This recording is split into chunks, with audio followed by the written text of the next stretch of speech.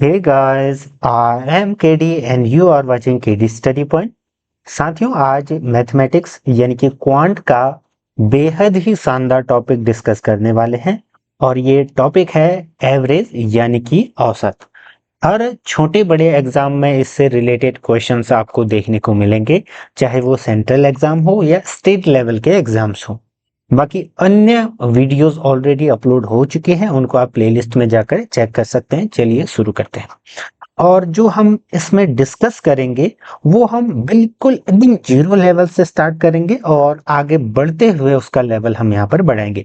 यानी कि इस वीडियो में हम बेसिक कॉन्सेप्ट को जान लेंगे कि आखिर ये औसत होता क्या है, उससे रिलेटेड फॉर्मूलेस को डिस्कस करेंगे और साथ में कितने टाइप के क्वेश्चन बनते हैं कुछ टाइप्स को यहाँ पर डिस्कस करेंगे। बाकी के टाइप्स हम लाइव सेशन में पूरा करेंगे। चलिए शुरू करते हैं। तो सबसे पहली चीज है औसत। आखिर ये जो एवरेज है, औसत है, ये होता क्या है? भाई, जब हम कोई चीज पढ़ते हैं तो हम सबसे पहले यही देखते हैं ना कि जो वो टॉपिक है, जो वो टर्मिनोलॉजी है, वो आखिर है क्या।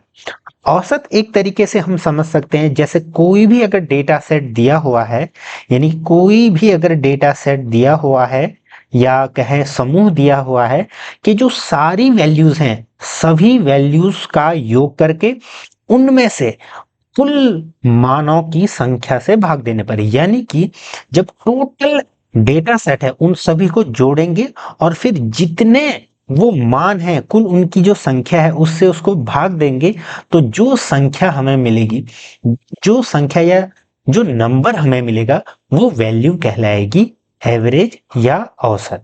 ठीक है।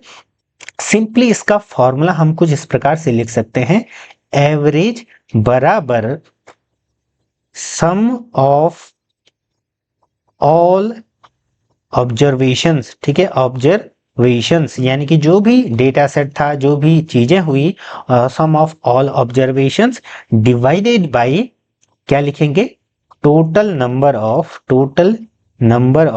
ऑब्जर्वेशंस।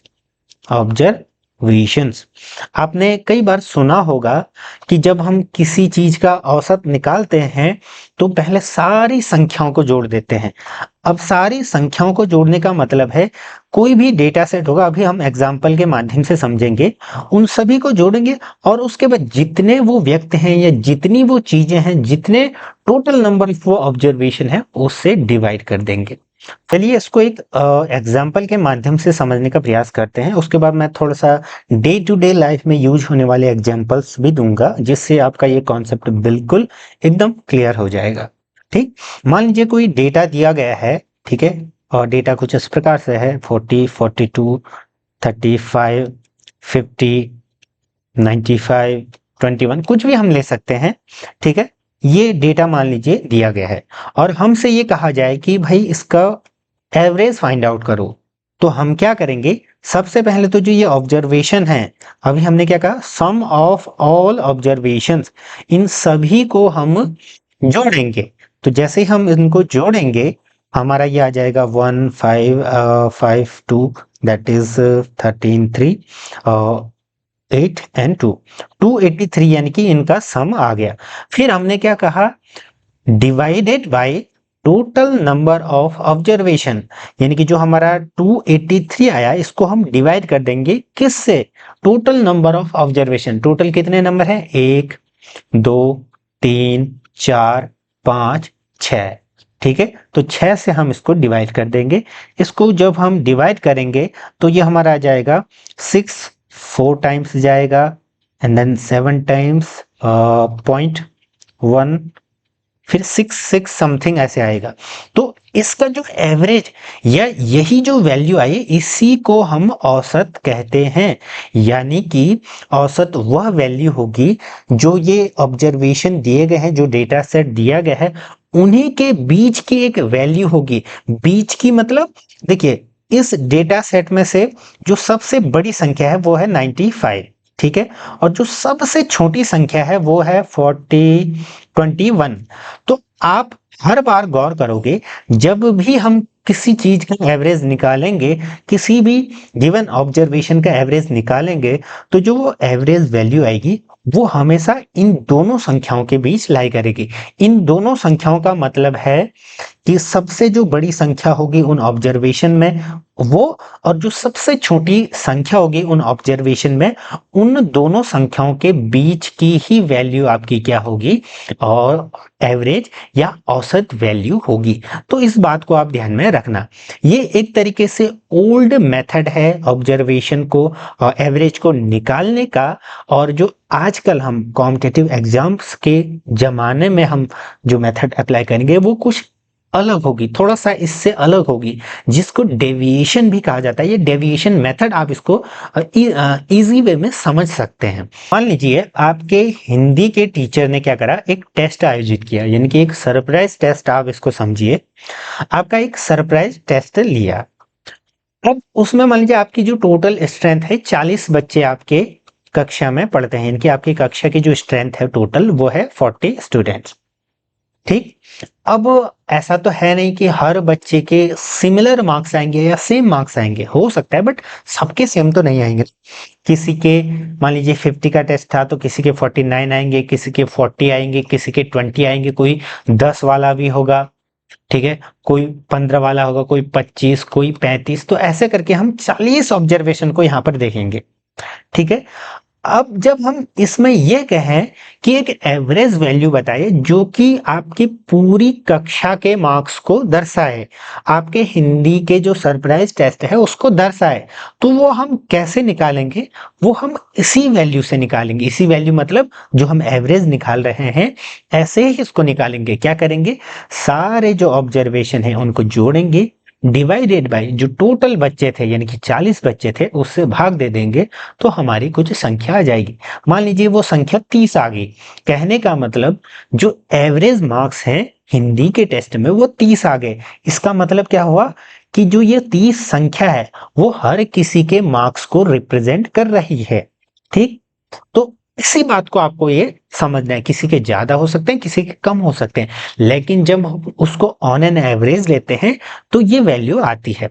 अब आपके हिसाब से एक एग्जांपल मैं आपको बताता हूं। आप सभी लोग स्कूटी, बाइक, ठीक है, अलग अलग चलाते होंगे, ठीक है, अपने ट्रांसपोर्टेशन के लिए। तो देखिए, आप जो उसमें माइलेज देखते हैं, ठीक है, जो उसमें माइलेज लिखा होता है वो उसका निर्धारण कैसे किया जाता है कि भाई मैंने तो आज 5 लीटर पेट्रोल डाला और मेरा माइलेज ये आया। हम कैसे निकालते हैं माइलेज, हम माइलेज इस प्रकार से निकालते हैं कि टोटल वो कितने किलोमीटर चली, टोटल गाड़ी कितने, ठीक है, कितने किलोमीटर चली, और हमने कितना लीटर उसमें पेट्रोल डाला था। मान लीजिए 5 लीटर पेट्रोल डाला था और वो, ठीक है, 50 किलोमीटर चली, तो 5 से जब हम भाग देंगे तो ये हमारी जो वैल्यू आएगी 10। एक एवरेज वैल्यू आ गई, 10 का माइलेज उसका आ गया। तो जो ये एवरेज वैल्यू जो माइलेज को दर्शा रही है यही एवरेज है। यानी कि टोटल हम चले 50 किलोमीटर और उनमें से 5 ऑब्जर्वेशन जो टोटल थे, यानी कि 5 लीटर हमने जो पेट्रोल भरा था उससे हम डिवाइड करेंगे तो हमारा औसत निकल जाएगा। ठीक है। तो आई होप कि अब आप इजीली अंडरस्टैंड कर पा रहे होंगे कि औसत वैल्यू होती क्या है, इसको कैसे निकालते हैं। ये तो ओल्ड मेथड है, यानी कि ट्रेडिशनल मेथड है, और ये हमको आनी चाहिए। जहां पर भी समय की बाध्यता नहीं होती, कहने का मतलब जैसे आप एसएससी वगैरह के एग्जाम देते हैं तो 60 मिनट में आपको 100 क्वेश्चन टोटल करने पड़ते हैं। लेकिन अगर जैसे मान लीजिए किसी में 120 मिनट में 100 क्वेश्चन हल करने हैं इस प्रकार से, तो वहां पर ये जो मेथड है ये बहुत इजीली वर्क करती है, और जब बड़ी वैल्यूज है तब भी थोड़ा बहुत ये कर जाती है। लेकिन दिक्कत ये होती है कि जब वैल्यू ज्यादा दी हो, समय कम हो, तो क्या हम इसी मेथड से क्वेश्चन को हल करेंगे? नहीं। तो जब भी आप ऐसे कॉम्पिटेटिव एग्जाम में बैठोगे तब आपको एक सरल, जो जल्दी अप्लाई हो सके, ऐसी सटीक टेक्निक स्टाइल का प्रयोग करना पड़ेगा ना। और ये जो हमारी मेथड है दैट इज डेविएशन से हम इसको हल करेंगे। ठीक है। डेविएशन का सिंपल मीनिंग आप समझ सकते हैं, घटाना या किसी चीज से कितना वो अलग है, डेविएट है। ठीक है। देखिए, मान लीजिए यही चीज जो हम यहाँ पर एवरेज निकाल रहे हैं उसको किसी अन्य एग्जाम्पल के माध्यम से समझते हैं। जैसे हमने कुछ डेटा लिया, ठीक है, फॉर एग्जाम्पल हमारा डेटा कुछ इस प्रकार से था 12, 15, 18, 25, 29, ठीक, 27, ठीक। अब अगर मैं आपसे ये कहूं कि भाई जो ये ऑब्जर्वेशन है एवरेज वैल्यू निकालो, मैं आपसे पूछता हूं कि इसकी एवरेज वैल्यू निकालो, तो ये तो वैसे छोटी संख्या है ना, जो डेटा दिया गया है वो बहुत छोटा है, तो हम इसको इजीली जो हम ओल्ड ट्रेडिशनल मेथड है उससे भी हल कर सकते हैं। लेकिन अभी समझने के लिए मैंने ये छोटी वैल्यूज ले रखी हैं। इस मेथड में हम क्या करेंगे, हम किसी एक वैल्यू को एवरेज मान लेंगे, वो कोई भी संख्या हो सकती है, वो आप पर डिपेंड है। और लेकिन वो वैल्यू मानते वक्त हम इस बात का जरूर ध्यान रखें कि वो हम ऐसी वैल्यू माने जिससे कैलकुलेशन इजी हो और इन सभी संख्याओं के बीच में वो स्थित हो, ठीक है। इसका हम हमेशा प्रयास करेंगे। जैसे मान लीजिए, वैसे आंसर तो आपका कुछ भी मानोगे तब भी आएगा, लेकिन हम वही मानेंगे जो इनके मिडिल में रहती हो। जैसे मान लीजिए हमने माना और जिससे कैलकुलेशन इजी हो, तो हमने 20 मान लिया, ठीक है। हमने क्या माना, 20, 20 मान लीजिए ये एवरेज है। तो अब हम क्या करेंगे, हम चेक करेंगे, हर किसी को इंडिविजुअली चेक करेंगे कि वो इस संख्या से कितनी अलग है, ठीक है, कितना ये डेविएट कर रही है इस 20 संख्या से, ठीक। कैसे चेक करना है, जैसे देखिए 20 से 12 कितना कम है, भाई 8 कम है, कम है तो हम माइनस का साइन लगाएंगे, चिन्ह, ठीक। 15 कितना कम है, -5। कहने का मतलब जो हमने वैल्यू मानी है उससे कंपेयर करेंगे इस वैल्यू को। तो आप देख रहे होंगे ना, 20 में से -5 करेंगे तभी तो 15 आएगा, तो -5 है। ऐसे 18 -2 है। 25, अब देखिए 25 क्या है, +5 है, यानी कि 20 में जब हम 5 जोड़ेंगे तब 25 आएगा। ऐसे 29 प्लस का 9 है, 27 प्लस का 7 है। अब हमारा काम क्या है, अब हम इन संख्याओं को नहीं जोड़ेंगे। अब देखिए जो हमारी संख्याएं थी इतनी छोटी बन गई हैं, यानी कि हमारा जो एवरेज निकालने के लिए जो कैलकुलेशन की प्रक्रिया थी, प्रोसेस थी, वो इतनी शॉर्ट हो गई है। अब हमें आसानी से कैलकुलेशन करनी पड़ेगी।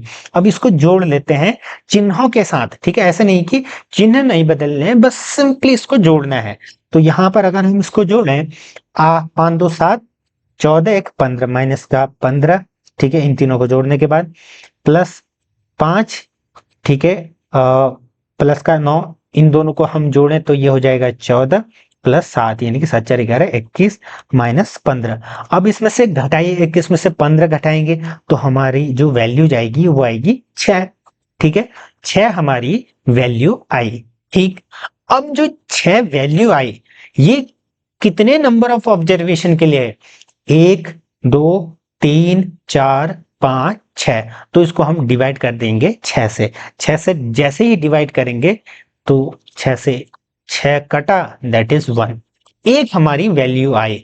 तो जो ये एक वैल्यू है, इस वैल्यू को हम साइन के साथ लिखेंगे, ठीक है, इसका ध्यान रखना, ठीक है। जो साइन इसका है वही हम लिखेंगे। ऐसा क्यों, अगर +1 आया तो हम जो वैल्यू हमने मानी थी उसमें +1 कर देंगे। दैट इज हमारा जो न्यू मीन या एवरेज निकला वो 21 हमारा उत्तर हो जाएगा, ठीक है। 21 हमारा उत्तर हो जाएगा। और अगर -1 आता तो फिर हम 20 में -1 करते। तो इससे हमें क्या पता लगा कि हम किसी गिवन ऑब्जर्वेशन को इतना छोटा तोड़ करके ऐसे डेविएशन, इस मेथड से हम इजीली कैलकुलेशन को बेहद ही आसान बना सकते हैं। एक और एग्जांपल के माध्यम से समझते हैं। सेम वही चीज है। मान लीजिए अभी हमने लिया 30, 32, 38, 40, 54, 64, इसका हमें एवरेज निकालना है इसी मेथड से। तो मैंने आपको क्या बोला था, जो हम एक वैल्यू मानेंगे, जो एवरेज हम मानेंगे शुरू में, उसको कैसे लेना है कि इन दोनों, इन सभी के बीच में वो वैल्यू हो, और दूसरा जो कैलकुलेशन को इजी बनाए, ठीक है। जब हम कंपेयर करें इंडिविजुअली तो हमें घटाने जोड़ने में आसानी हो। तो हम यहाँ पर जो वैल्यू ले लेते हैं दैट इज 40, ठीक है। 40 हम यहाँ पर वैल्यू लेते हैं। 40 हमने एवरेज मान लिया, ठीक है। हमारे द्वारा मानी गई संख्या 40 है। तो फिर मैंने आपको क्या बोला था कि आप 40 से कंपेयर करो हर एक इंडिविजुअल संख्या को। तो 40 और 30 को कंपेयर करेंगे तो माइनस का 10 आएगा, यानी कि 40 में -10 करेंगे तब 30 आता है। ऐसे ही फिर 32 माइनस का 8, 40 तो वही है, तो सिंपल +0 लिख देंगे। ठीक है, साइन भी आप साथ में लिखते हुए चलना। ठीक है, लास्ट तक उसका रोल है, तो इस चीज का जरूर ध्यान रखना कि साइन आपका सही हो। ठीक, और जब इसके बहुत सारे क्वेश्चन को आप लगा लें, मेथड को सीख लें, उसके बाद ही ये मेथड अप्लाई करें, अदरवाइज वो जो ओल्ड ट्रेडिशनल मेथड है उसी से आप जाएंगे। ठीक, 40। अब देखिए 38 फिर से माइनस का 2। अब जो 54 है वो 40 से कितना अधिक है? 40 में जब हम 14 जोड़ेंगे, ठीक है, 40 50 54, तो वो 54 वैल्यू आएगी ना, तो +14।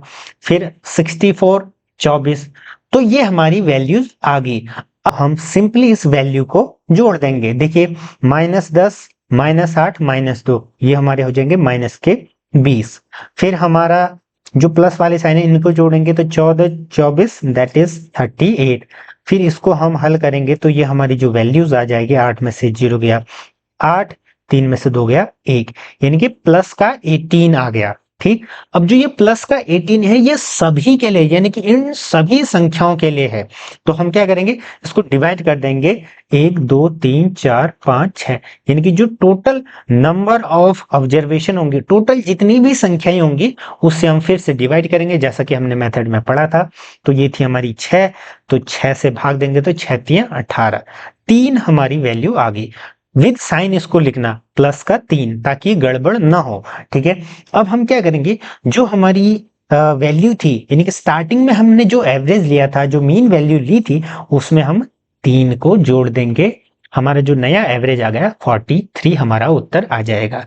ठीक है, अब एक बार हम इसको क्रॉस चेक करने के लिए क्या करते हैं कि इसको ओल्ड ट्रेडिशनल मेथड से भी हल करने का प्रयास करते हैं, क्या यही वैल्यू उसमें भी आ रही है। ठीक है, तो देखते हैं फिर। ठीक है, अब सिंपली हम इसको जोड़ेंगे तो ये हमारा आ जाएगा 4 8, ठीक है, 16 हासिल 1, ठीक है, 5 10 11 12 13 14 15 16 17 18 19 20 21 22 23 24 25, तो 258 भाग 6, यानी कि 6 वैल्यूज है ना, तो 6 चौको 24, 1, और ये हमारा आ जाएगा 18, 6 18 43 इजी। यानी कि आपने ट्रेडिशनल मेथड से भी ये सीख लिया। अब आप कह रहे होंगे कि सर इस मेथड से तो और इजीली हो रहा है। हाँ, अभी छोटी वैल्यूज है तो इस मेथड से इजीली हो जाएगा। मान लीजिए आपको कोई ऐसी संख्या दे दी जाए 4205, 4301 या 4026, इस प्रकार से संख्याएं दी जाए, तब आप कैसे निकालोगे? तो तब आपको जो मैंने डेविएशन वाली मेथड बताई वही सबसे आसान पड़ेगी। देखिए एक आध इंपॉर्टेंट क्वेश्चन को हम फिर से यहाँ पर लगाएंगे, उससे पहले हम थोड़ा सा कुछ बेसिक्स जान लेते हैं।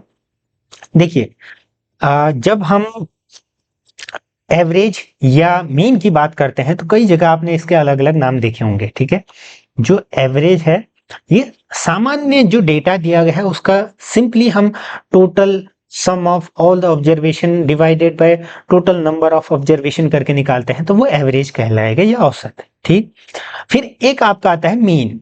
देखिए मीन भी मतलब वही है कि एवरेज है, सेंट्रल टेंडेंसी है, सेंट्रल वो वैल्यू है, लेकिन इसके बहुत सारे प्रकार हैं। जैसे मीन में हम पढ़ते थे ए एम या arithmetic mean, GM geometric mean, HM, ठीक है, हार्मोनिक मीन, और आरएमएस वैल्यू या रूट मीन स्क्वायर वैल्यू, या फिर इसको हम कहते हैं क्वाड्रेटिक मीन वैल्यू। ठीक है, तो ये अलग अलग मीन है। एरिथमेटिक मीन वही है जो हम यहाँ पर पढ़ रहे हैं अंक गणित में। ठीक है, सिग्मा एक्स अपॉन एन करके। जियोमेट्रिक मीन में क्या होता है, देखिए ये चीजें हमारे सिलेबस में नहीं है तो हम इसको नहीं डिस्कस करेंगे, ये आप डिटेल में बाद में पढ़ोगे। ठीक है, इसी क्लास में मैं इसको डिस्कस कर दूंगा। ठीक है, जियोमेट्रिक मीन कैसे निकालेंगे? देखिए जो वैल्यूज है हमारी, ठीक है, मान लीजिए x1 x2 x3 है, इनको मल्टीप्लाई करने के बाद जो इनका स्क्वायर रूट निकालेंगे उस nth टर्म का, ठीक है, वो हम वो उसका जो स्क्वायर रूट निकालेंगे वो हमारा ज्योमेट्रिक मीन कहलाता है। ठीक है, रेशियोज रेसिप्रोकल्स में ये काम आता है। और एचएम में क्या होता है कि एचएम सेम चीज है, लेकिन जैसे कोई भी संख्याएं दी गई है 2 और 3, तो जब भी हम इसका हार्मोनिक मीन निकालेंगे तो सबसे पहले हम इनको रेसिप्रोकल में रखेंगे 1/2 एंड 3/2, 1/3। फिर जब हम इसको जोड़ेंगे, ठीक है, इसको जोड़ेंगे एंड देन फिर टोटल नंबर ऑफ ऑब्जर्वेशन से डिवाइड करेंगे। लेकिन जो इसका फॉर्मूला बनेगा वो क्या बनेगा, जो हम एएम में पढ़ रहे हैं उसका उल्टा। कहने का मतलब जब हम इसके सम को जोड़ लेंगे तो फिर हम उल्टा करेंगे इसको, यानी कि जो टोटल नंबर ऑफ ऑब्जर्वेशन है एन ऊपर आएगा अपॉन में जो हमारा सिग्मा 1/x। इस प्रकार से इसका फॉर्मूला बनता है। ठीक, इसको भी हम किसी अन्य वीडियो में डिस्कस कर लेंगे। इन 3 मीन को, रूट मीन स्क्वायर आपने फिजिक्स वगैरह में पढ़ी होगी। ठीक है, क्वाड्रेटिक मीन, इसका भी फॉर्मूला कुछ इस प्रकार से होता है। सिंपल जो मीन का फॉर्मूला है उसी में हम x की जगह x स्क्वायर मीन स्क्वायर कह रहा है, अपॉन में क्या लिखेंगे n। ठीक है, ये इसके फॉर्मूलेज होते हैं। मैं एक्स्ट्रा नॉलेज इस संबंध में प्रोवाइड करा दी। ठीक है, अब कुछ महत्वपूर्ण चीजें जो आपको यहाँ पर याद रखनी है जब भी आप एवरेज पढ़ोगे। ठीक है, वो चीजें क्या है उनको हम यहाँ पर थोड़ा सा डिस्कस कर लेते हैं। ठीक है, देखिए, जब भी आपसे पूछा जाए sum of first n even number, तो ये क्या होता है n+1। इसको याद कर लीजिएगा। ठीक है, बेसिकली इसको डिराइव भी कर सकते हैं लेकिन हम यहाँ पर उतना नहीं देखेंगे, बस इसको आप इतना याद रखोगे। ये कब काम आएगा, ये किस समय काम आएगा, जब आप एवरेज निकालोगे। तो एवरेज बराबर, इसलिए average of first even number क्या हो जाएगा हमारा n+1। अब ये कैसे आया, देखिए n+1 टोटल सम है डिवाइडेड बाय n, तो n से n कैंसिल, यानी कि n+1 हमारा क्या हो गया एवरेज आएगा। जब भी हमसे ये पूछा जाए कि sum of first n even number, ये एक पॉइंट हो गया। दूसरा point, average of first odd number ये होता है आपका n, इसको भी याद रखना। अब ये क्यों या कैसे निकला, जैसे हमने अभी ऊपर बात करी इवन नंबर में, तो इसका जो सम होता है sum of first n odd number. ठीक है, जो फर्स्ट n ऑड नंबर्स होते हैं उनका सम क्या होता है 1+3+5। इसके लिए देखिए फिर वही चीज मैंने आपको क्या बोला था कि बेसिक्स आपको हर चीज पता होनी चाहिए। जब मैंने नंबर सिस्टम पढ़ाया होगा तो सारी चीजें पढ़ाई होंगी, तो जब तक आपको ये नंबर पता नहीं होंगे तो आपको ये याद नहीं रख पाओगे। या सिंपली आप इसका फॉर्मूला याद रख सकते थे, वो होता है आपका, ये जो सीरीज कुछ इस प्रकार से चलती है 2n-1। ठीक, अब जब हम इसका सम देखते हैं तो ये सम होता है n²। ये भी आपको याद रखना है, sum of first n odd numbers जो होता है n²। तो हमारा जो average of first n odd number क्या हो जाएगा n²/n बराबर n। तो ये जो n कहां से आया था, आई होप कि आपको अब उत्तर मिल गया होगा। ठीक, ये हो गया। कुछ और चीजें, ठीक है, एक और चीज याद रखना, sum of squares of n natural number ये होता है आपका n+1 2n+1/6। ये भी आप क्या रखोगे, याद रखोगे, इंपॉर्टेंट है। ठीक, एक और चीज याद रखना, सम ऑफ क्यूब्स। ठीक है, स्क्वायर्स की बात कर ली तो अब क्यूब्स का नंबर भी आएगा ऑफ n नेचुरल नंबर्स। ठीक है, नेचुरल नंबर्स।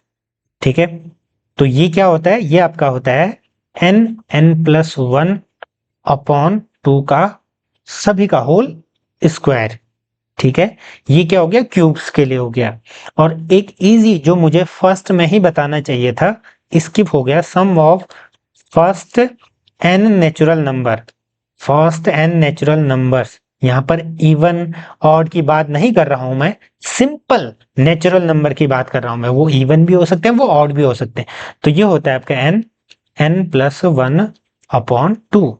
ठीक है, ये वैल्यू सम होती है। तो एवरेज कैसे निकलेगा, फिर वही बात, एवरेज के लिए हमने क्या बोला था भाई, sum of all the observation divided by n। तो n+1/2 डिवाइडेड बाय n से n कैंसिल आउट, n+1/2। ये हमारी वैल्यूज है, कुछ फॉर्मूलेज हैं, ये याद रखना। ठीक है, एवरेज, ये एवरेज है, ये सम है। सम और एवरेज में कंफ्यूज मत होना। मैं इसकी पीडीएफ भी आपको प्रोवाइड कराऊंगा टेलीग्राम ग्रुप में, तो आप ग्रुप से जुड़ जाइएगा। ठीक है, जहां से आप इसको फिर से रिवाइज कर पाओगे। आई होप कि मैंने थोड़ा सा जो कॉन्सेप्ट था वो थोड़ा बहुत बताने का प्रयास किया। एक और फॉर्मूला याद रखो, दैट इज एवरेज स्पीड का। एवरेज स्पीड का, एवरेज स्पीड का देखिए, कई बार हम ऐसे क्वेश्चन देखते हैं ना कि मान लीजिए एक जो ए वाहन था, या ए वाहन या ए आदमी, ए व्यक्ति आदमी पी से क्यू तक गया, पी से क्यू तक गया। जाते समय उसकी जो स्पीड थी भाई वो x किलोमीटर पर आवर थी, और जो वो वापसी कर रहा था तो y किलोमीटर पर आवर थी। तो उसका जो एवरेज स्पीड थी, उसकी जो एवरेज वेलोसिटी स्पीड थी वो क्या थी, हमसे पूछा जाता है। तो हम उसको कैसे निकालेंगे वो हम ज्ञात करेंगे एवरेज स्पीड के लिए। एक फॉर्मूला होता है, ठीक है, ऐसे कंडीशन में। तो एवरेज स्पीड के लिए हमारा जो फॉर्मूला है एवरेज स्पीड के लिए, वो है 2xy। 2xy यानी कि x जाते समय की स्पीड, y वापसी के समय की स्पीड, डिवाइडेड बाय x+y। ठीक है, तो ये फॉर्मूला भी आप याद रखना, यानी कि total distance upon total time take. ठीक, ये मैंने तब के लिए बोला जब दो वैल्यूज दी हुई हूं, यानी कि एक जाते समय की स्पीड, एक वापस आते समय की स्पीड। मान लीजिए कहीं पर यह कहा जाए कि जो स्पीड है वो 3 बार वेरी हुई, ए बी सी 3 पॉइंट थे, यहां पर 3 बार स्पीड वेरी हुई, यानी कि ए बार कुछ kilometre per hour, B bar कुछ किलोमीटर पर आवर, सी बार कुछ किलोमीटर पर आवर। तो जब 3 बार स्पीड वेरी होगी तो उस टाइम या उस समय एवरेज स्पीड निकालने के लिए जो फॉर्मूला होता है, एवरेज स्पीड बराबर 3abc upon AB plus BC plus CA kilometre per hour. ये फॉर्मूला भी आप याद रखना। हालांकि जनरली इससे क्वेश्चन कम बनते हैं, ज्यादातर जो क्वेश्चन है ये इजीली या इजी होते हैं तो इससे बनते हैं। बाकी ये भी आपको पता होना चाहिए। ठीक है, तो लगभग लगभग हमने ये पूरा कंसेप्ट यहाँ पर पढ़ लिया। कुछ क्वेश्चंस मैं आप सभी के सामने रखता हूं, उनमें से देखिए एक क्वेश्चन को मैं यहाँ पर हल करवा दूंगा, बाकी के आप खुद से ट्राई करना। जैसा कि आप यहाँ पर देखिए, ये थोड़ा सा इसमें ज्यादा वैल्यूज हैं, तो इसको मैं यहाँ पर हल करवा देता हूँ। इसको हम किस मेथड से हल करेंगे, वही जो डेविएशन वाला मेथड था। बाकी जो ओल्ड मेथड है वो तो इजी है सभी के लिए। ठीक है, तो देखिए मान लीजिए ये संख्याएं कुछ इस प्रकार से, मैंने क्या बोला था आपको कि कैसे हमको एक संख्या माननी है जिससे कैलकुलेशन इजी हो। तो ज्यादातर कोशिश करें कि जीरो में संख्या माने। तो हमने मान लिया, माना 400 हमारा एवरेज है। ठीक, तो देखो 385 से इसको कंपेयर करेंगे तो माइनस का 15 आएगा, 441 से करेंगे तो प्लस का 41, 876 से करेंगे तो ये हमारा हो जाएगा 476, 221 400 से कंपेयर करेंगे तो ये हमारा हो जाएगा माइनस का 179, 536 से करेंगे तो 136 जोड़ के 400 में से 536 आता है। फिर 46 से करेंगे तो 354 समथिंग आएगा। ठीक, हाँ, फिर देखिए हम 291 से जब हम करेंगे माइनस करेंगे तो 109 आएगा, और फिर 428 में प्लस 28। देखिए हमने इन वैल्यूज को इतनी छोटी संख्याओं में हमने तोड़ दिया, यानी कि इनका हमने इन संख्याओं को ऐसा बना दिया एवरेज निकालने के लिए। तो आप समझ सकते हैं कि ये कहां पर काम आएगी। ठीक है, ये तो अब हम इसकी कैलकुलेशन को फटाफट से करेंगे। हम क्या करेंगे, प्लस प्लस वालों को साथ में जोड़ लीजिए। ठीक है, तो 4 6 7 7, ठीक है, 7 6 13 और 8 3 11 1, और ये हमारा कुछ इस प्रकार से आ जाएगा 8 6 681 इनको जोड़ करके आ गया। फिर हम माइनस वालों को एक साथ जोड़ लेंगे, -15 -179 -354 -109।